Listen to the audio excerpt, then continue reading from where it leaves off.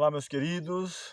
Mais uma vez, o Senhor nos dá o privilégio de aqui estarmos na sequência de nossa série de estudos sobre as profecias do Apocalipse. E hoje, estudando Apocalipse 10, onde vamos falar sobre os 7 trovões e um livro aberto, ou um livrinho aberto. Que a graça de Deus seja abundante em sua vida, em nossas vidas, e que no Senhor sejamos cada vez muito mais que vencedores. Vamos falar com o Senhor neste momento. Amorável Deus, te agradecemos porque até aqui nos ajudou o Senhor. Queremos entregar as nossas vidas em tuas mãos, renovar um pacto, aliança, de a cada dia estudar a tua palavra, aprender do teu cuidado, do teu amor, o desejo de a cada dia crescermos em sabedoria, em conhecimento, para assim estarmos preparados para os eventos que estão adiante de nós. Dá-nos a tua paz, tua graça, te rogamos essas bênçãos e agradecemos em nome de Jesus. Amém. Vamos lá então, Apocalipse capítulo 10, onde fala sobre os anjos, os 7 trovões, um livrinho, um livro aberto. Começando no versículo 1, diz assim, que vi outro anjo forte descendo do céu, envolto em nuvem, com o arco-íris por cima de sua cabeça. O rosto era como o sol e as pernas como coluna de fogo. E diz o verso 2 que ele tinha na mão um livrinho aberto, pôs-se o pé direito sobre o mar e o esquerdo sobre a terra, e bradou em grande voz como ruge um leão. E quando bradou, desferiram-se os 7 trovões e suas próprias vozes. Então, o que o apóstolo ele vê em visão? Um anjo poderoso. Podemos entender de que se trata, quem sabe, do próprio Cristo, que em muitos momentos é falado como anjo, como arcanjo, Miguel, quando está em conflito, em batalha, em prol do seu povo. Como o sol, o brilho do seu rosto e as pernas como coluna de fogo. Ele tinha um livro aberto. Para entendermos bem esse texto de Apocalipse 10, seria interessante voltarmos um pouco no passado. Daniel 12, versículo 4 a 9. Quero voltar com você, porque esses dois livros estão entrelaçados. E alguns estudiosos até dizem que um é a profecia e o outro a revelação. Daniel, nem tudo que ele escreveu foi compreendido, até mesmo por ele. Daniel capítulo 12, versículos 4 a 9, onde diz assim: Tu, porém, Daniel, encerra as palavras, sela o livro, até ao tempo do fim. Muitos o esquadrinharão e o saber se multiplicará. Então eu, Daniel, olhei e eis que estavam em pé outros dois, um de um lado do rio e outro do outro lado. Um deles disse ao homem vestido de linho que estava sobre as águas do rio: Quando se cumprirão essas maravilhas? Eu vi o homem vestido de linho que estava sobre as águas do rio, quando levantou a mão direita e a esquerda ao céu e jurou, por aquele que vive eternamente, que isso seria depois de um tempo, 2 tempos e metade de um tempo. E quando se acabar a destruição do poder do povo santo, estas coisas se cumprirão. Eu ouvi, porém não entendi. Então eu disse: Meu Senhor, qual será o fim dessas coisas? Ele respondeu: Vai, Daniel, porque essas palavras estão encerradas e seladas até ao tempo do fim. Então nos dá a entender, nesses versos que lemos, de que havia pelo menos 3 pessoas ali a conversar com Daniel. Uma pessoa vestida de linho, menciona o texto, e mais dois anjos. E eles está dialogando, conversando. E qual será o fim dessas coisas? Dá a entender, passa a explicar. E ele fala, olha, isso será depois de um tempo, 2 tempos e metade de um tempo. Vou falar mais com detalhes sobre esse período. É o período profético onde há mais menção, um total de 7. Onde ele fala sobre um tempo, 2 tempos, metade de um tempo, 1260 dias, que representa 1260 anos, ou também 42 meses. Falando sobre esse período profético, ele é de muita importância para a igreja. Então ele fala que depois desse período, quando acabasse de destruir o poder do povo santo, estas coisas aconteceriam. E Daniel, Senhor, me faz a entender, me ajuda a entender, eu não estou compreendendo. Ele fala, vai Daniel, porque essas palavras estão seladas até ao tempo do fim, ou quando começar o tempo do fim. Já aqui, em Apocalipse, capítulo 10, versículo 2, diz que ele tinha na mão um livro aberto. Lá, ele manda selar, encerrar.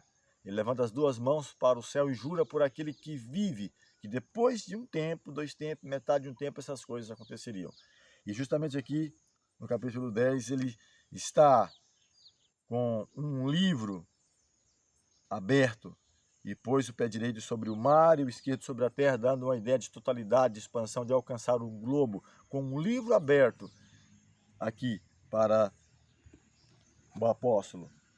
E ele brada como quem brada um leão, diz o texto. E aqui então desfere os 7 trovões das suas próprias vozes, dando a ideia de que algo grandioso iria acontecer. E agora eu estou parafraseando, trazendo para o nosso contexto de conhecimento que as profecias, que quem sabe até ali não, ou parte delas não teriam sido bem compreendidas, elas passariam a ter um novo significado ou uma compreensão, porque a história, o contexto histórico, estaria dando suporte para a compreensão de acontecimentos que lá para Daniel estava para um futuro distante, mas que no momento agora é necessário e essencial para a compreensão. Quando João vê isso e é desferido os 7 trovões, o verso 4 diz que logo que falaram os 7 trovões, eu ia escrever. Mas ele diz que houve uma voz do céu dizendo, guarda em segredo as coisas que os 7 trovões falaram e não escrevas. Então aqui, poderia até ter especulação, mas não há muito o que se falar, porque até o próprio João diz, ó, mantenha, assim como para Daniel, parte da profecia, principalmente que diz respeito ao 4º reino, que hoje entendemos ser Roma em 2 momentos, Roma Império, depois Roma Cristão, Roma Papal, onde Daniel consegue falar sobre 3 deles, Babilônia, Medo e Pérsia e Grécia, não consegue ter a compreensão exata do 4º, mas ele fala que seria o 4º reino e que seria dividido em 10 partes. Mas aqui então ele, para João também é falado, não escreva o que contém os 7 trovões. Mas alguns estudiosos chegam a entender de que assim como para os patriarcas, os profetas, eles foram provados também para o povo que aguarda o advento, ou para o povo do tempo do fim, a partir desse momento. Quando ele fala depois desse tempo, 2 tempos, metade de um tempo, que levaria a volta de Jesus, é o período da nossa experiência, que temos que ser provados. Precisamos buscar, porque é o período da nossa experiência. Então, os 7 trovões, quem sabe, está falando da nossa história, do que está ocorrendo hoje, nas nações, nas igrejas. E nós precisamos, então, buscar com dedicação, com humildade, para compreendermos, porque é o nosso contexto, é a nossa história. E ele fala ainda, verso 5, então o anjo que vi em pé sobre o mar e sobre a terra, levantou a mão direita para o céu e jurou por aquele que vive pelos séculos dos séculos, o mesmo que criou o céu, a terra, o mar e tudo quanto nele existe, já não haverá demora. Ou seja, as mensagens que têm a ver com o período profético haviam se cumprido. Não haverá mais tempo no contexto profético a se cumprir. As profecias de 1260 anos, 2300 tardes e manhãs, que já falei em outros momentos, também já tem a sua concretização, e que agora o que resta é a mensagem a ser levada até os confins da terra, a todas as nações, tribos, língua e povo. Ele fala aqui ainda, versículo 7, mas nos dias da voz do 7º anjo, quando ele estiver para tocar a trombeta, cumprir-se-á então o mistério de Deus, segundo ele anunciou aos seus servos, os profetas. Então ele nos leva agora a mente, a atenção, a olhar para a voz do 7º anjo, a 7ª trombeta, a volta de Jesus. Para o período, como nós mencionamos, temos batido nessa tecla e vamos voltar a falar mais, onde nos levará para a segunda vinda de Cristo, os acontecimentos que antecedem a segunda vinda de Cristo. E a partir daí, então, o 5º reino universal, ou aquela cidade que tem fundamento, cujo construtor é o próprio Deus. Ele continua aqui ainda, verso 8. A voz que eu ouvi vinda do céu estava de novo falando comigo, dizendo: vai e toma o livro que se acha aberto na mão do anjo em pé sobre o mar e sobre a terra. Verso 9 diz que fui, pois, ao anjo, dizendo-lhe que me desse o livrinho. Ele então me falou: toma-o, devora-o, certamente ele será amargo ao teu estômago, mas na tua boca doce como mel. Verso 10 diz que ele tomou o livrinho da mão do anjo, devorou, e na minha boca era doce como mel. Quando, porém, eu comi, o meu estômago ficou amargo. Temos também experiências de comer um livro, no sentido não claro, literal, é preciso entender as regras de interpretação, a simbologia. Jeremias 15:16, Ezequiel também 3:1-3 fala sobre isso. Achando tuas palavras, logo as comi. Então, é a ideia de estudar, de verificar, de examinar, de pesquisar, de comparar texto com texto. Se for em profecia, mais atenção ainda ao contexto histórico, profético, para termos a compreensão exata.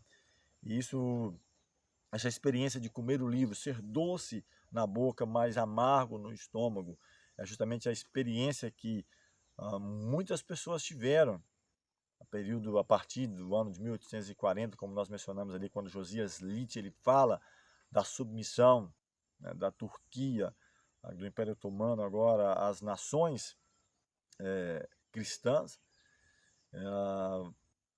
e a compreensão das profecias de Daniel, principalmente Daniel capítulo 8, versículo 13, onde fala sobre até 2.300 tardes e manhãs o santuário será purificado, que ele entendeu ser a volta de Jesus, apesar de que estaria falando sobre Cristo em seu segundo momento, um juízo pré-advento, que muitos chamam o juízo de investigação, que antecede a segunda vinda.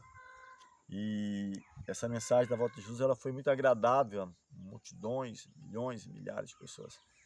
Mas quando Cristo não veio no período que eles aguardavam, em 1844, quando terminava esse período profético, houve então um desapontamento e muitíssimas pessoas, os milhares, abandonaram a fé, passaram a ser críticos e um pequeno grupo permanece. Mas a mensagem que ele diz aqui não é de desânimo.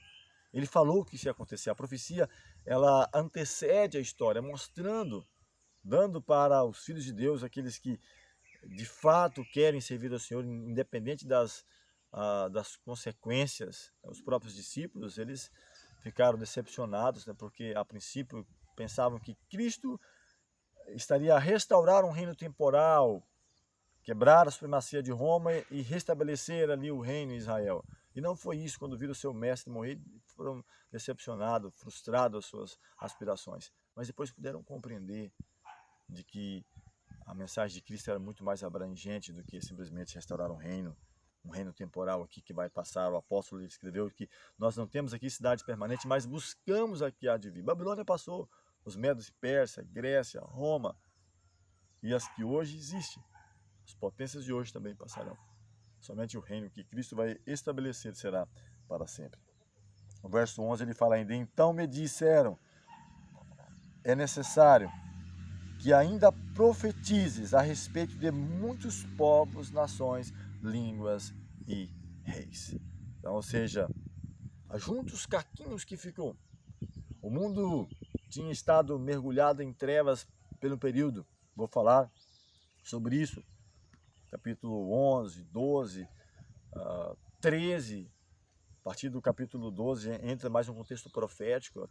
Até o verso 19 vai estar falando muito claramente essa guerra, esse conflito entre o bem e o mal. O mundo tinha estado mergulhado em trevas de um período de aproximadamente 1.260 anos, do ano 538 a 1798. É claro que desde o primeiro século já havia aquela guerra, aquela luta, perseguição do império, de imperadores contra os cristãos, que aliás, como já mencionei em outros estudos dos apóstolos, somente João não foi mártir, mas tentaram matá-lo, mandaram para a ilha de Pátimo, e ali ele recebe a revelação grandiosa de Cristo, revelação de Cristo, onde traz o Apocalipse como um alento, como esperança, descrevendo o contexto histórico e profético da igreja, também o contexto político, econômico, social das nações até a segunda vinda de Jesus. Então o mundo estava mergulhado em trevas. Ele fala, importa que profetizes ainda a povos, nações, línguas e reis. E profetizes do quê? Da breve volta de Jesus, do retorno de Jesus. Um livrinho aberto, as profecias de Daniel, a compreensão e o Apocalipse, que é uma revelação de Jesus Cristo. Ele diz, não seles a profecia desse livro, porque o tempo está próximo. É um desafio para você que tem acompanhado essa série de estudos, para mim, para todos nós, é nos apegarmos à palavra de Deus, procurarmos compreender o contexto histórico e profético, o momento exato em que estamos, que é no limiar do reino eterno, e profetizar, pregar, falar a nações, tribos, línguas e reis, e que o próximo evento, não haverá mais tempo, um tempo profético, mas o próximo evento, quando o sétimo anjo tocar a sua trombeta, será o reino de Cristo, de Deus, de Cristo, será estabelecido para todos sempre. Nosso próximo estudo vamos falar sobre as duas testemunhas, Apocalipse 11, fechando assim a primeira parte das profecias do Apocalipse, que é mais o contexto histórico, as duas testemunhas, Apocalipse 11. Vamos orar mais uma vez. Eterno Deus, bondoso Pai, te rendemos graças pelo cuidado, a proteção, pelas vitórias alcançadas e pela oportunidade de estudar a Tua Palavra e compreender as mensagens nelas escritas. Dá-nos a iluminação do Teu Santo Espírito, nos prepare para vivermos uma vida plena diante do Senhor. Essas bênçãos te pedimos e agradecemos em nome de Jesus. Amém.